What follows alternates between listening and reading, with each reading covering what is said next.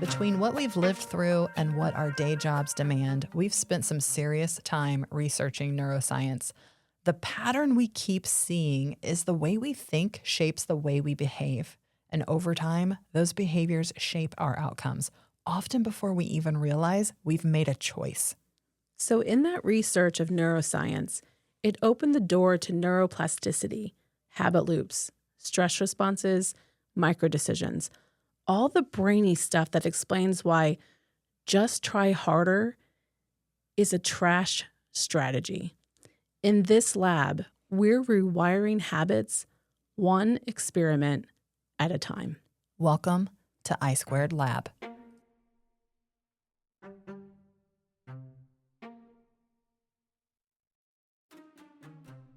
Okay, so the saying we've heard a lot that neurons that wire together fire together. Yep. Yes.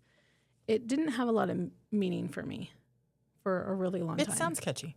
Yeah, it's catchy. And I know what it means, but I didn't really understand it. Okay. Not fully. Does it mean anything To me? to you? Yeah. When I think of it in ways where if I'm really intentional with what I want to do for the day, let's say it's getting in my water. Yeah. If I am doing the action and thinking about what it's benefiting, it's like I'm doing both of those things at once. And then the habit is synced up with what I'm trying to do the habit to gain eventually, the goal. That's what it means to me. So I'm doing the thing. Yes. Or going to the gym or on a walk. If I'm actually doing the action, I'm doing the behavior, and then I'm intentionally thinking about what my motivation is to do it. Like, okay, I'm doing this because this is going to hydrate me. It's going to make me feel better. I'm going to have less brain fog. I'm going to be more present. Whatever all of those things are, then doing those, it's for me, and I don't know if that's right. Yeah.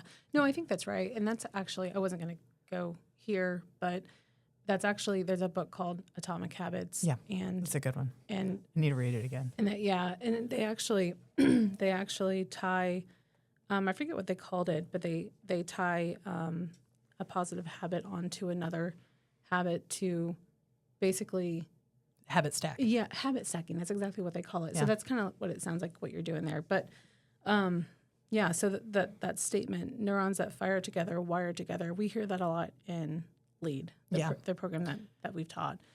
It actually comes from, it was actually neatly summarized by neuroscientist Carla Schatz. I think I'm saying. Sounds like it was made up. Their name, I know, right? Schatz. But it actually came from a couple different people.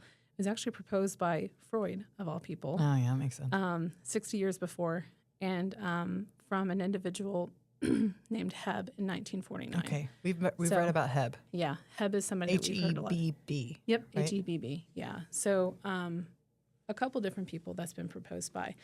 But I've been thinking about this lately, and I've been reading a book on neuroplasticity, and the way that our neurons are mapped in our brain, they're mapped closely together. Mm-hmm. So if you look at your hands, and if anybody's listening, I want you to do it, and anybody that's listening, do this. Okay. Can you move your ring finger by itself? Yes, it looks like I can. Try your left hand. Yeah. You can? I can. Are you moving your middle finger at all? I mean, maybe. I don't think so. It might be coming up a little bit. Look at mine. Yeah. So when we grab things, we typically grab it with our thumb, our index finger, our middle finger, and then we wrap our pinky around it. We don't really use our ring finger all that much. I just picked up my phone. Yeah. So like it just kind of curls around it. So we typically use that structure so much that our ring finger is wired with our other fingers. So when you move when you try to move your ring finger.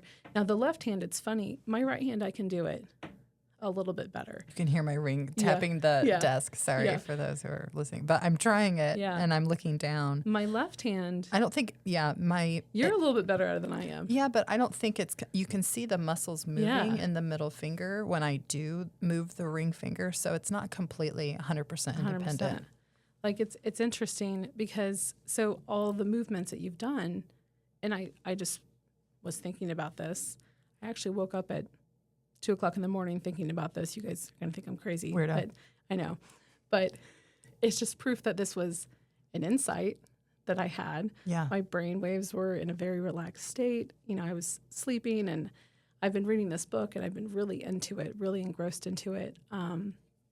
And I just had this insight, and I was like, oh my gosh, like neurons that wire together fire together.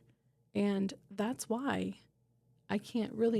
people can't really move that ring finger by itself, because we've always moved it with other things just by habits. Now, we could move that finger by itself by just picking it up, holding holding the other ones. Yeah, if we could restrict our other fingers in some way to then move our ring finger by itself, it's possible, right? And if we did that over and over again, every time we moved our ring finger, if we held our other fingers down, we could rewire those neurons in our brain to function by itself. We could unwire and rewire, and that's neuroplasticity. So it was a great corollary that I had in my brain, and corollaries and insights mean something to me and might not mean something to you. So I got really excited because because I think there'll be people who listen to this that won't have any idea what a corollary is. Yeah. So a corollary, do you want to explain it or do you want me to? No, go ahead. Okay. I mean, and that's not a knock on anybody. Yeah. That's not a jab. I had zero clue what a corollary was when I first started studying this stuff. So corollary is a term that we use in our LEAD program. It's essentially a statement that comes after a scientific fact. For example, gravity. Gravity, has thrust, pull. It has all these scientific terms to it, and it doesn't necessarily mean anything to you until you really understand what it does, until you really experience it. And so, similar to neuroplasticity, neurons that wire together, fire together, that statement, you guys are going to think I'm nuts, but it doesn't necessarily mean anything to me until I really understand, physically looking at my hands, that, okay, that's how it matters to me. That's how it affects me, my life, that connection to you. Yeah, it's putting whatever you have been exposed to in your own words, because it doesn't, a lot of the stuff we read and we try to internalize, but it's that moment when you're like, you finally get something, when you feel you actually can almost physically feel the light bulb come on for yourself, and then you can say it in your own words, and it might not mean anything to anybody else, but it has gotten deep into your gut, your soul, I really, really get it now. I kind of equate it to the difference between memorizing something and learning something. Like you can memorize something and, you can repeat it. Like I can, we use this example a lot. I can sing a song in another, like an Italian song, an old Italian Christmas song. I don't know what it means. I can sing it perfect dictation, beautifully, but I have no idea what it means. I didn't learn anything. I didn't learn Italian. So it's the understanding of it, really learning something and understanding it. Yeah. It's those insights and those aha moments. It's really cool. I'm trying to think of what this would, bringing it back to, habits and behaviors then. What I thought of was stop versus start for me. So when neurons wire together, they fire together. So there's a principle called stop versus start that we don't talk about a lot. And I could go to it while you're drinking too, Yeah. is that stop versus start means you have to stop doing something before you can elicit another behavior.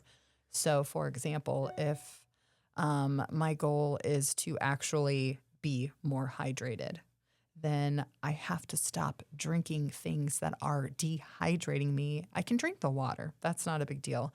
But the rest of your body isn't going to react in the way it needs to actually hydrate the cells, to physically go in the mitochondria and get everything hydrated as it needs to be. So yes, I can drink the water. So a lot of people will start to another habit without completely stopping something that's preventing the full benefit of what you're going to get. So that's, I mean, maybe that's a crude example, but you have to stop doing something that is eliciting the opposite behavior of what you're trying to achieve.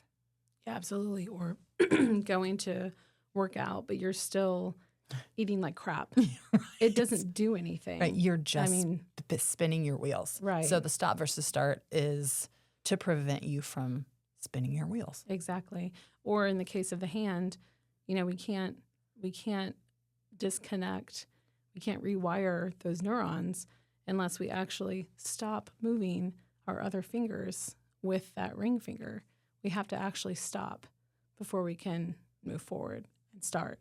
So that's what actually connected for me, and it kind of moved on to some other connections with health and other goals. I mean, you could put anything in there. Yeah. One of the biggest probably blind spots for me when I first started the journey, I kind of get nauseated by the word journey and transformation because it's a really good way to describe it, right? It's so true, though. So because we take the turn around the mountain, however many times we take it, this last time, I ignored the importance of sleep to a degree. I knew it was important, yeah.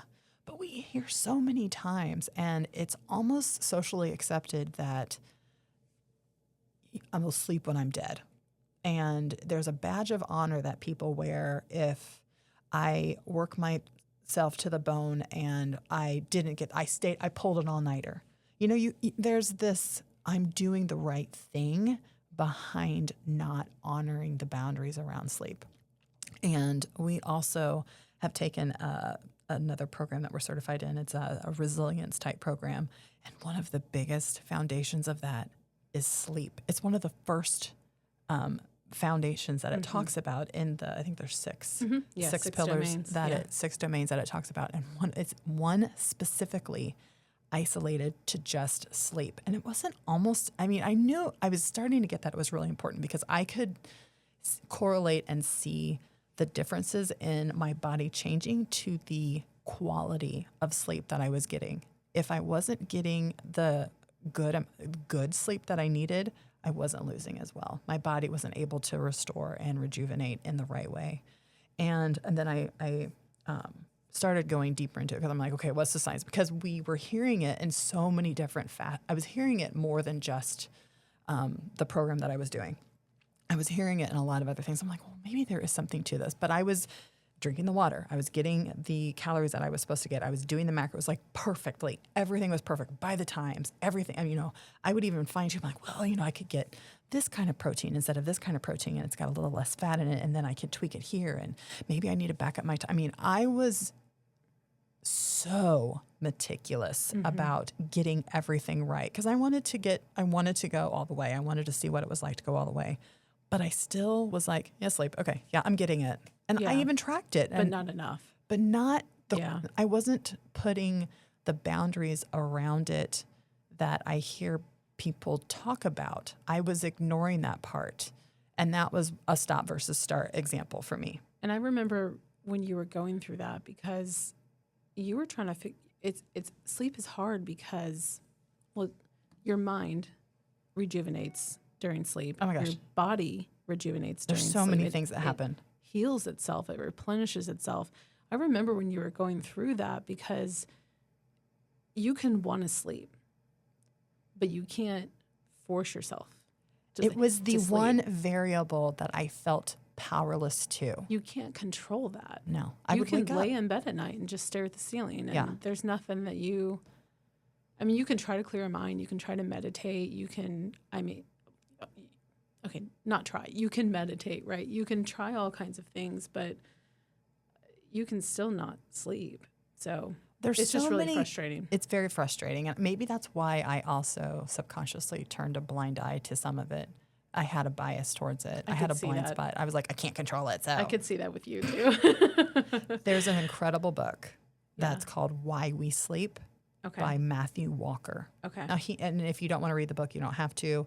But you could even, if you prefer to listen to some snippets from him about sleep, you could search his name on any the podcast platforms, and then he's been on quite a few podcasts. I think he's been on Diary of a CEO. Why do you recommend it? He really goes into the science behind sleep and makes you want to figure it out for you.